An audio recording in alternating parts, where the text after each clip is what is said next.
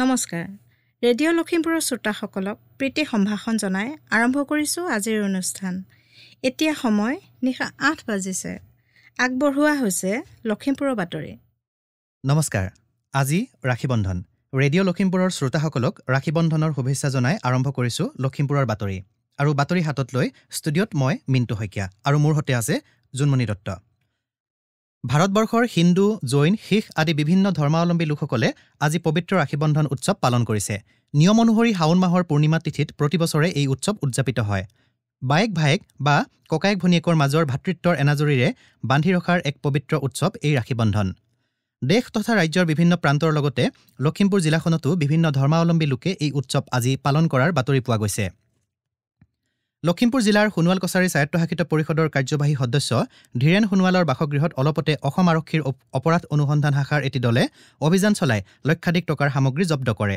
আৰক্ষীৰ দলটোৱে সদস্যগৰাকীৰ বগীনদীৰ বাসগৃহৰ পৰা জব্দ কৰা সামগ্ৰীসমূহ জিলাখনৰ আৰক্ষী অধীক্ষকৰ কাৰ্যালয়ৰ নিৱেশত ৰখা হয় 2021 চনতে পৰিষদে বিতৰণৰ বাবে যোগান ধৰা বৃহৎ পৰিমাণৰ আঁঠুৱা কম্বলকে ধৰি বিভিন্ন সামগ্ৰী অপৰাধ অনুসন্ধান শাখাৰ দলটোৱে জব্দ কৰে বুলি সংবাদ প্ৰতিষ্ঠানৰ বাতৰিত প্ৰকাশ লখিমপুৰ জিলাত 6খনকৈ ফাৰ্মাচীৰ অনুজ্ঞাপত্ৰ বাতিল কৰাৰ বাতৰি পোৱা গৈছে জিলাখনৰ লালুক সোণাপুৰ বঙালমৰা বিহপুৰীয়া নাৰায়ণপুৰ আদি স্থানত অবৈধভাৱে ফাৰ্মাচী চলোৱা 6খনকৈ ফাৰ্মাচীৰ অনুজ্ঞাপত্ৰ অলপতে বাতিল কৰিছে ঔষধ পৰিদৰ্শক অবিনাশ ডেকাই জিলাখনৰ অৰ্ধসহস্ৰাধিক ফাৰ্মাচী আৰু ঔষধ বিতৰক প্ৰতিষ্ঠান পৰিদৰ্শনৰ বাবে পৰ্যাপ্ত ঔষধ পৰিদৰ্শক নথকাৰ সুযোগ লৈ অবৈধ ফাৰ্মাচী গঢ় লৈ উঠাৰ কথা সংবাদ প্ৰতিষ্ঠানৰ বাতৰিত প্ৰকাশ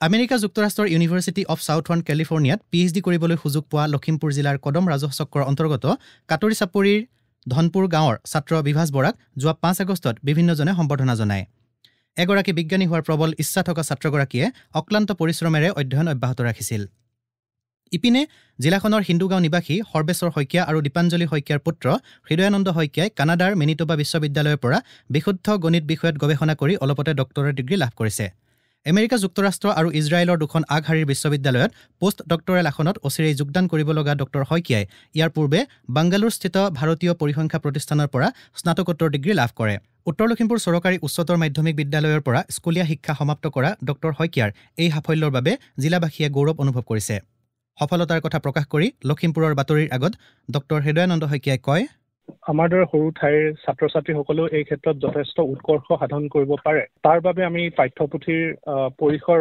ভাঙি পৃথিৱীৰ বিভিন্ন আগশাৰীৰ বিশ্ববিদ্যালয় তথা বিভিন্ন শিক্ষানুষ্ঠানত আমি অংশগ্ৰহণ কৰিব পাৰোঁ এই ক্ষেত্ৰত ছাত্ৰ ছাত্ৰীয়ে পাঠ্যপুথিৰ পৰিসৰৰ পৰা আৰু আগবাঢ়ি গৈ বিভিন্ন ধৰণৰ প্ৰতিযোগিতামূলক পৰীক্ষাবোৰৰ জৰিয়তে নিজৰ শিক্ষাখণ্ডত আগবাঢ়ি যাব পাৰে যিদৰে আমি আগবাঢ়ি গৈছিলোঁ তাৰ লগতেও বৰ্তমান যি ধৰণে ইণ্টাৰনেট আৰু আৰ্টিফিচিয়েল ইণ্টেলিজেন্সৰ উৎকৰ্ষ সাধন হৈছে প্ৰত্যেক ছাত্ৰ ছাত্ৰীয়ে সেইসমূহ প্ৰযুক্তি হাৰুগত কৰি নিজৰ শৈক্ষিক ক্ষেত্ৰত আগবাঢ়িব পাৰে আৰু ভাষাটো কোনো ক্ষেত্ৰতে হেঙাৰ হ'ব নোৱাৰে যদি এই সকলোখিনি এটা ইতিবাচক দিশত এজন ছাত্ৰ বা ছাত্ৰীয়ে এই সকলোখিনি প্ৰযুক্তিক যদি হাৰুগত কৰিব পাৰে পৰৱৰ্তী বাতৰি শুনক জুনমণি দত্তৰ পৰা ধন্যবাদ মিণ্টু লখিমপুৰ জিলা জ্যেষ্ঠ নাগৰিক সন্মিলনৰ প্ৰতিষ্ঠাৰ 25 বছৰ সম্পূৰ্ণ হৈছে অহা 25 আৰু 26 অক্টোবৰত দুদিনীয়া বৰ্ণাঢ্য কাৰ্যসূচীৰে ৰূপালী জয়ন্তী বৰ্ষৰ সামৰণি অনুষ্ঠান উদযাপনৰ প্ৰস্তুতি চলোৱা হৈছে উদযাপন সমিতিৰ দ্বিতীয়খন বৈঠক ঠগিৰাম ভূঞাৰ সভাপতিত্বত অলপতে অনুষ্ঠিত হৈ যায়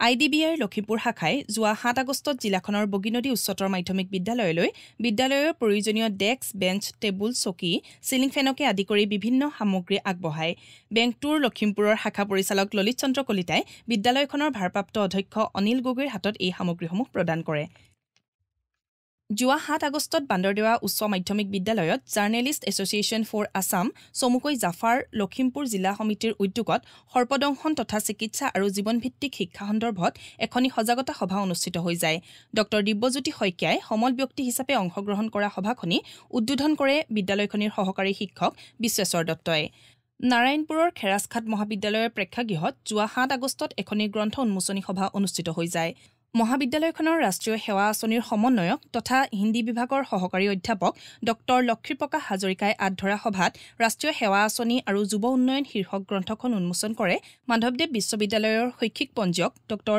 লিম্পন বৰাই ইপিনে সেই দিনটোতেই লখিমপুৰ জিলাৰ লেখক পংকজপাণি শইকীয়াৰ এখন উপন্যাস আৰু এখন কবিতা সংকলন জৱাহৰ জ্যোতি উচ্চতৰ মাধ্যমিক বিদ্যালয়ৰ সভাগৃহত উন্মোচন কৰা হয়।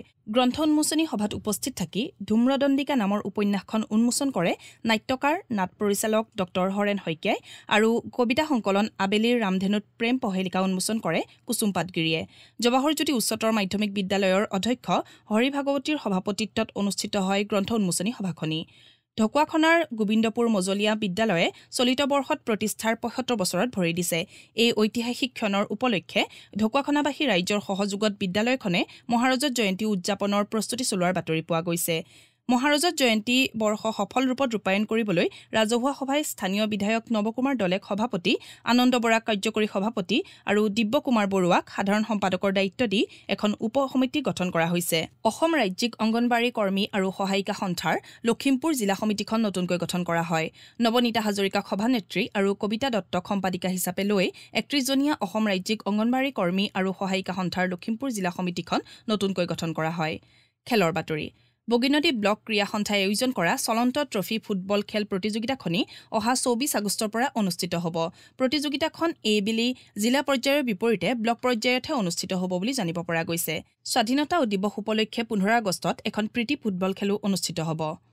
শ্ৰোতাসকলক জনাওঁ যে আমাৰ লখিমপুৰৰ বাতৰি একে নামেৰে থকা ইউটিউব চেনেল আৰু ফেচবুক পেজ ৰেডিঅ' লখিমপুৰৰ জৰিয়তে শুনিব পাৰিব। নিয়মীয়াকৈ বাতৰিসমূহ শুনি থাকিবলৈ ফেচবুক পেজটি ফ'ল' আৰু ইউটিউব চেনেলটি ছাবস্ক্ৰাইব কৰিব। আমাৰ আজিৰ নিশাৰ লখিমপুৰৰ বাতৰি ইমানতে অন্ত পৰিল। পৰৱৰ্তী বাতৰি প্ৰচাৰ হ'ব কাইলৈ নিশা ৮ বজাত। নমস্কাৰ। শ্ৰোতাসকলে ইমান পৰে লখিমপুৰৰ বাতৰি শুনিলে। এয়া ৰেডিঅ' লখিমপুৰ। আজিৰে পৰা আৰম্ভ কৰা হৈছে শিল্পীৰ পৃথিৱী নামৰ এটি শিতান। আজিৰ এই শিতানত আমি লগ পাইছোঁ লখিমপুৰৰ এগৰাকী প্ৰাক্তন সৈনিক, অৰ্গেন বাদক আৰু অনাতাঁৰ শিল্পী শ্ৰীযুত সত্যনাথ ফুকনক। আজি আগবঢ়োৱা হৈছে প্ৰথম খণ্ড। শুনোচোন আহক। নমস্কাৰ, মোৰ নাম সত্যনাথ ফুকন। মই এজন প্ৰাক্তন সৈনিক আৰু অনাতাঁৰ শিল্পী হওঁ। মই আপোনালোকক গীত, মাত তথা কৌতুক অভিনয় যিবিলাক মানে খুহুতীয়া কথা সেইবোৰ আপোনালোকক মই অকণমান শুনাব খুজিছোঁ। মই এজন অৰ্গেন বাদক। প্ৰথমতে মই এটা অৰ্গেন টিউন আপোনালোকক শুনাব খুজিছোঁ। এইটো মানে ধৰক কাঞ্চিৰে কাঞ্চি টিউনটো মই বজাই খুজিছোঁ।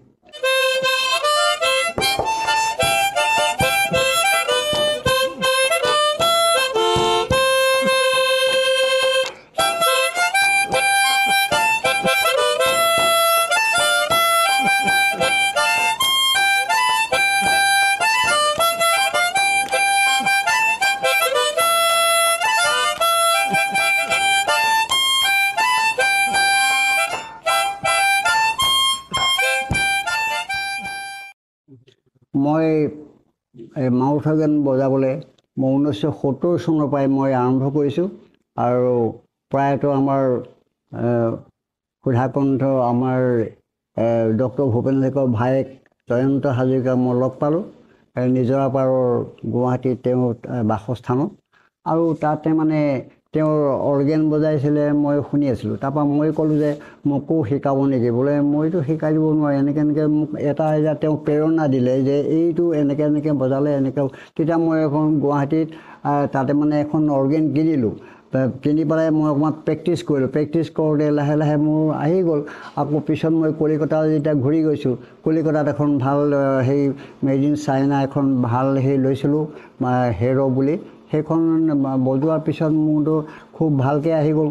এতিয়া মই এইখন বজাই আছোঁ আৰু মাজে মাজে মই অনুষ্ঠানবিলাকত বজাওঁ আৰু ইউটিউব চেনেলটো মানে আকৌ টিভি চেনেলটো মই দিছোঁ। এতিয়া মই এটা হিন্দী ফিল্মৰ গীত, এইটো মানে ধৰক একদিন বিক জায়েগা মাটিকে মোৰ ধৰম কৰম বোলছবি, এই গীতটো মই অকণমান টিউন এটা শুনাইছোঁ সৰুকৈ।